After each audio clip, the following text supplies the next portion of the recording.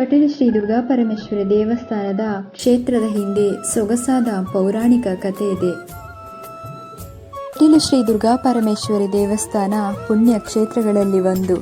ನಂದಿನಿ ನದಿಯ ದಂಡೆಯ ಮೇಲಿರುವ ಕಟೀಲು ಶ್ರೀ ದುರ್ಗಾಪರಮೇಶ್ವರಿ ದೇವಸ್ಥಾನ ಜಿಲ್ಲೆಯ ಪ್ರಮುಖ ದೇವಸ್ಥಾನಗಳಲ್ಲೊಂದು. ಜಿಲ್ಲೆಯ ಅನೇಕ ದೇವಾಲಯಗಳಂತೆ ಕಟೀಲು ದೇಗುಲವು ವಿದ್ಯಾದಾನ ಮತ್ತು ಅನ್ನದಾನ ಮೂಲಕ ಸಾಮಾಜಿಕ ಉನ್ನತಿಗೆ ತನ್ನ ಕಾಣಿಕೆಗಳನ್ನು ಸಲ್ಲಿಸುತ್ತಿದೆ. ಈ ದೇವಾಲಯವು ನಂದಿನಿ ಎಂಬ ಒಂದು ಪುಟ್ಟ ನದಿಯ ಮಧ್ಯದಲ್ಲಿರೋ ಒಂದು ಸಣ್ಣ ದ್ವೀಪದಲ್ಲಿ ನೆಲೆಗೊಂಡಿದೆ. ಶುಂಭ ಮತ್ತು ನಿಶುಂಭರೆಂಬ ರಾಕ್ಷಸರನ್ನು ದುರ್ಗೆಯು ಸಂಹರಿಸಿದ ಕಾಲದಲ್ಲಿ ಅವರ ಮಂತ್ರಿಗಳಲ್ಲಿ ಒಬ್ಬನಾದ ಅರುಣಾಸುರನು ರಾಕ್ಷಸರ ನಾಯಕನಾಗಿ ಋಷಿ ಮುನಿಗಳ ತಪಸ್ಸು ಯಜ್ಞ ಯಾಗಾದಿಗಳಿಗೆ ತೊಂದರೆಯನ್ನುಂಟು ಮಾಡುತ್ತಿದ್ದನು. ಹೀಗೆ ಭೂಲೋಕದಲ್ಲಿ ಯಜ್ಞ ಯಾಗಾದಿಗಳು ನಡೆಯದೇ ಇದ್ದಾಗ ಕೋಪಗೊಂಡ ದೇವತೆಗಳು ಭೂಮಿಯ ಮೇಲೆ ಮಳೆ ಸುರಿಸುವುದನ್ನೇ ನಿಲ್ಲಿಸಿಬಿಟ್ಟರು. ಇದರಿಂದಾಗಿ ಭೂಲೋಕದಲ್ಲಿ ಮಳೆ ಬೆಳೆ ಇಲ್ಲದೆ ಭೀಕರ ಬರಗಾಲ ಎದುರಾಯಿತು. ಜನರ ಕಷ್ಟಗಳನ್ನು ಕಂಡು ವಿಚಲಿತರಾದ ಜಾಂಬಾಲಿ ಮಹರ್ಷಿಗಳು ಲೋಕ ಕಲ್ಯಾಣಕ್ಕಾಗಿ ಒಂದು ಯಜ್ಞವನ್ನು ನಡೆಸಲು ನಿರ್ಧರಿಸಿದ್ದರು. ಯಜ್ಞಕಾರಕ್ಕೆ ಸಹಾಯವಾಗಲೆಂದು ಪುಣ್ಯ ಹಸುವಾಗಿದ್ದ ಕಾಮಧೇನುವನ್ನು ಭೂಲೋಕಕ್ಕೆ ಕರೆತರಲು ಇಂದ್ರನ ಒಪ್ಪಿಗೆ ಕೇಳಿದಾಗ ಇಂದ್ರದೇವನು ಕಾಮಧೇನು ವರುಣಲೋಕಕ್ಕೆ ತೆರಳಿದ್ದಲಿಂದ ಅವಳ ಬದಲಿಗೆ ಅವಳ ಮಗಳಾದ ನಂದಿನಿಯನ್ನು ಕರೆದೊಯ್ಯಿರಿ ಅಂತ ತಿಳಿಸುತ್ತಾರೆ. ಆಗ ಜಾಂಬಾಲಿ ಮಹರ್ಷಿಗಳು ನಂದಿನಿಯ ಬಳಿ ಹೋಗಿ ತನ್ನೊಡನೆ ಭೂಲೋಕಕ್ಕೆ ಬರಲು ವಿನಂತಿಸಿದಾಗ ನಂದಿನಿಯು ದರ್ಪದಿಂದ ಭೂಲೋಕ ಮತ್ತು ಭೂಲೋಕದ ಜನರನ್ನು ನಿಂದಿಸುತ್ತಾಳೆ. ಹಾಗೂ ಮಹರ್ಷಿಯು ಜೊತೆ ಭೂಲೋಕಕ್ಕೆ ಬರುವುದಿಲ್ಲ ಅಂತ ನಿರಾಕರಿಸುತ್ತಾಳೆ. ಇದರಿಂದ ಕೋಪಗೊಂಡ ಜಾಂಬಾಲಿ ಮಹರ್ಷಿಗಳು ಭೂಲೋಕದಲ್ಲಿ ನದಿಯಾಗಿ ಹರಿಯುವಂತೆ ಶಾಪ ಕೊಡುತ್ತಾರೆ. ಆಗ ನಂದಿನಿಗೆ ತನ್ನ ತಪ್ಪಿನ ಅರಿವಾಗಿ ತನ್ನನ್ನು ಕ್ಷಮಿಸುವಂತೆ ಋಷಿಯಲ್ಲಿ ಬೇಡಿಕೊಳ್ಳುತ್ತಾಳೆ. ಆಗ ಜಾಂಬಾಲಿ ಮಹರ್ಷಿಗಳು ಶಾಪ ವಿಮೋಚನೆಗಾಗಿ ಆದಿಶಕ್ತಿಯನ್ನು ಪ್ರಾರ್ಥಿಸುವಂತೆ ನಂದಿನಿಗೆ ಸೂಚಿಸುತ್ತಾರೆ. ಅದರಂತೆಯೇ ನಂದಿನಿಯು ಆದಿಶಕ್ತಿಯನ್ನು ಪ್ರಾರ್ಥಿಸಿದಾಗ ಆಕೆಯ ಭಕ್ತಿಗೆ ಪ್ರತ್ಯಕ್ಷಳಾದ ಆದಿಶಕ್ತಿಯು ಋಷಿಮುನಿಯ ಶಾಪವನ್ನು ಸುಳ್ಳಾಗಿಸಲು ಸಾಧ್ಯವಿಲ್ಲ, ನೀನು ಭೂಲೋಕದಲ್ಲಿ ನದಿಯಾಗಿ ಹರಿಯಲೇಬೇಕು ಎಂದು ಹೇಳುತ್ತಾರೆ. ಮುಂದೆ ಆದಿಶಕ್ತಿಯು ನಂದಿನಿಯ ಮಗಳಾಗಿ ಜನಿಸಿ ಶಾಪದಿಂದ ಮುಕ್ತಿ ಕೊಡುವುದಾಗಿ ನಂದಿನಿಗೆ ಹೇಳುತ್ತಾರೆ. ಇದರಿಂದ ಸಮಾಧಾನಗೊಂಡ ನಂದಿನಿಯು ಮಾಘಶುದ್ಧ ಪೂರ್ಣಿಮೆಯಂದು ಕನಕಗಿರಿಯಿಂದ ನದಿಯಾಗಿ ಹರಿದಳು. ಇದರಿಂದ ಭೂಮಿಯಲ್ಲಿ ಮತ್ತೆ ಹಸಿರು ಕಂಗೊಳಿಸಲಾರಂಭಿಸಿತು. ಆದರೆ ಇನ್ನೊಂದು ಕಡೆಯಲ್ಲಿ ಅರುಣಾಸುರನು ಬ್ರಹ್ಮದೇವನನ್ನು ಒಲಿಸಿಕೊಂಡು ತನಗೆ ದೇವತೆಗಳಿಂದಾಗಲಿ ಮನುಷ್ಯರಿಂದಾಗಲಿ ಅಥವಾ ಪ್ರಾಣಿಗಳಿಂದಾಗಲಿ ಯಾವುದೇ ಆಯುಧಗಳಿಂದ ಸಾವು ಬರಬಾರದೆಂದು ವರ ಪಡೆದುಕೊಂಡಿರುತ್ತಾನೆ.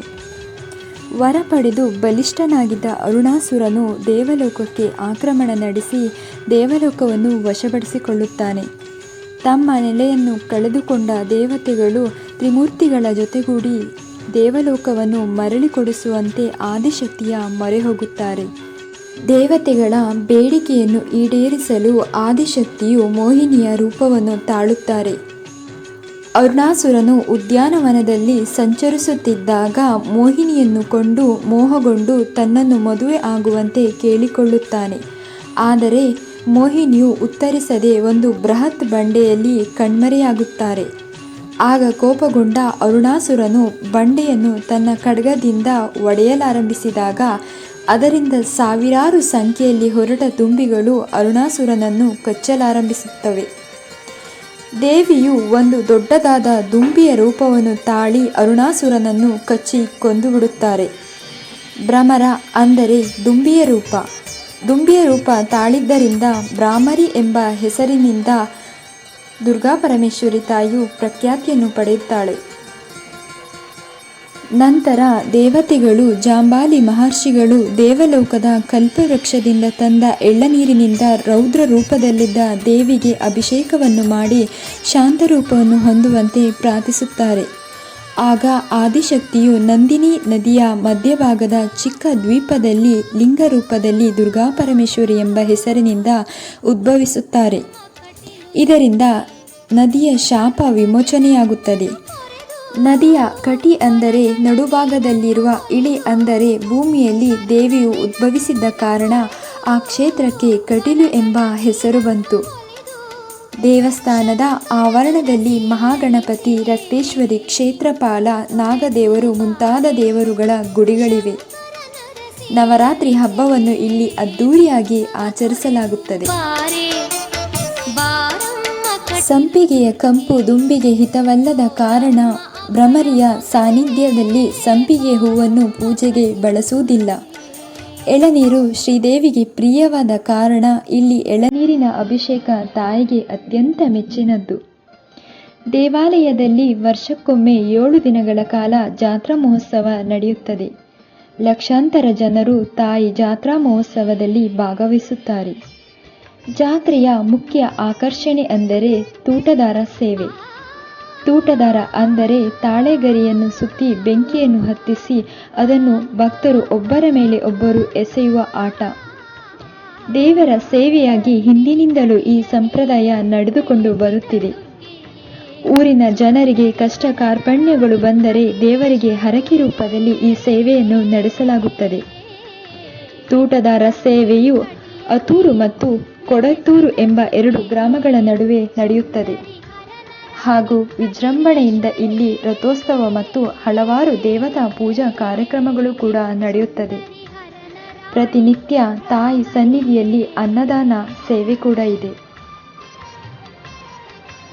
ಶ್ರೀದೇವಿಯು ಅಸುರನ ಸಂಹಾರಕ್ಕಾಗಿ ಉದ್ಯಾನದಲ್ಲಿ ನಿರತ ನಲಿವ ತ್ರಿಲೋಕ ಮೋಹಿನಿಯಾಗಿ ಕಾಣಿಸಿಕೊಂಡ ಕಾರಣ ಯಕ್ಷಗಾನ ನರ್ತನವೆಂಬುದು ಶ್ರೀದೇವಿಗೆ ಬಹು ಪ್ರಿಯವಾದದ್ದು. ತಮ್ಮ ಜೀವನದಲ್ಲಿ ಬರುವ ಸಕಲ ಕಷ್ಟಗಳ ಪರಿಹಾರಕ್ಕಾಗಿ ಹಾಗೂ ಇಷ್ಟಾರ್ಥ ಸಿದ್ಧಿಗಾಗಿ ತಾಯಿಗೆ ಯಕ್ಷಗಾನ ಸೇವೆಯನ್ನು ಹರಕೆ ರೂಪದಲ್ಲಿ ಸಲ್ಲಿಸುತ್ತಾರೆ. 6 ಯಕ್ಷಗಾನ ಮೇಳಗಳು ಸೇವಾ ರೂಪದಲ್ಲಿ ಯಕ್ಷಗಾನ ಬಯಲಾಟವನ್ನು ನಡೆಸಿಕೊಡುತ್ತವೆ.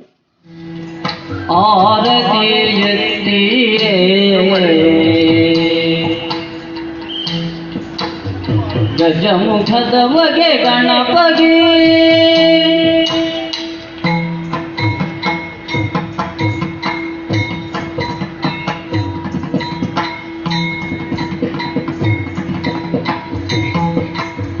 ಕರದೊಳು ಪರಶುಭಾಂಕುಶಾಧಾರಿಗೆ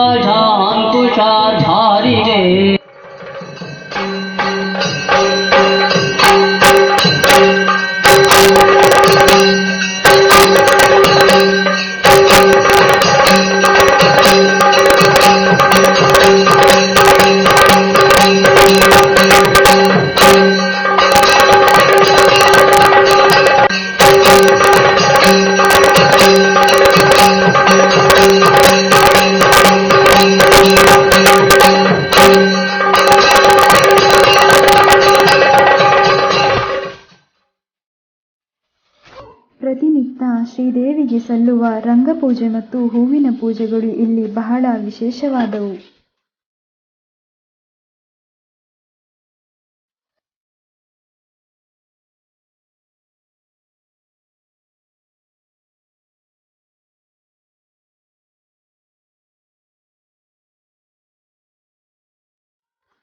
ಕಟೀಲು ಶ್ರೀ ಕ್ಷೇತ್ರದಲ್ಲಿ ಕಾಮಧೇನು ಗೋಶಾಲೆ ಇದೆ ಹಾಗೂ ಮನುಷ್ಯ ಸ್ನೇಹಿಯಾದ ಆನೆ ಕೂಡ ಇಲ್ಲಿ ಇದೆ. ಈ ಆನೆಯ ತುಂಟಾಟಗಳನ್ನು ನೋಡಿ ಇಲ್ಲಿ ಬರುವ ಭಕ್ತಾದಿಗಳು ಕಣ್ತುಂಬಿಕೊಳ್ಳುತ್ತಾರೆ ಹಾಗೂ ಆನೆಯ ಆಶೀರ್ವಾದವನ್ನು ಪಡೆಯುತ್ತಾರೆ.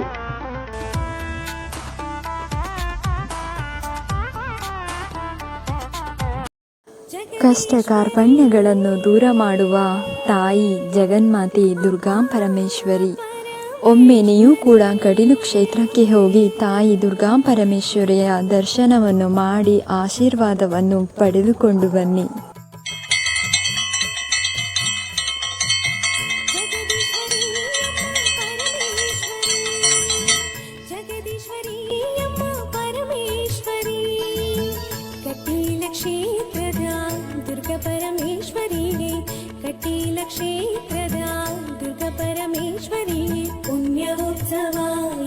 పుణ్యక్షేత్రుడు ఇరిన పుణ్యక్షేత్రుడు